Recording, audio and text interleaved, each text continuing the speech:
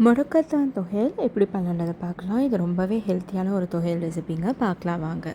1 table spoon நல்லெண்ணெய் விட்டுருக்கேன்.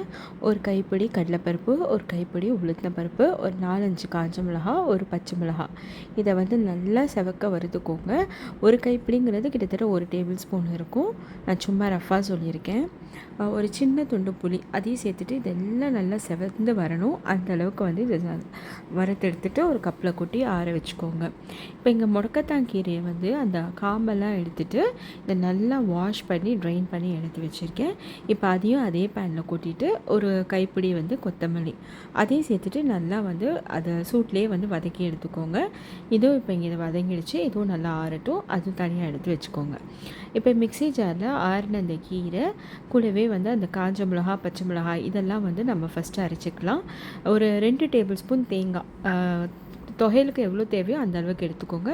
தேவையான உப்பு சேர்த்துட்டு பெருங்காயம் சேர்த்துட்டு இதை ஃபஸ்ட்டு வந்து தண்ணி விடாமல் அரைச்சி எடுத்துக்கோங்க. ஸோ இப்போ அதுக்கப்புறமா வந்து நம்ம பருப்பு சேர்த்து அரைச்சோம்னா தொகையல் வந்து நல்லா குறைன்னு இருக்கும். இப்போ இது வந்து இந்த மாதிரி ஒன்றும் பாதியமாக அரைச்சதுக்கப்புறமா நம்ம வந்து இந்த பருப்பை போட்டு ஒரு திருப்பினோம்னா தொகையல் வந்து நல்லா கரன்னு இருக்கும். ஸோ இந்த மாதிரி ஆனதுக்கப்புறமா வழக்கம் போல் நம்ம வந்து இதை உருண்டை பிடிச்சி எடுத்து வச்சுக்கலாம். தேவைப்பட்டால் மட்டும் தாளிச்சுண்டா போதும். நான் ஜஸ்ட் ஒரு வீடியோ பர்பஸ்க்காக தாளிச்சிருக்கேன்.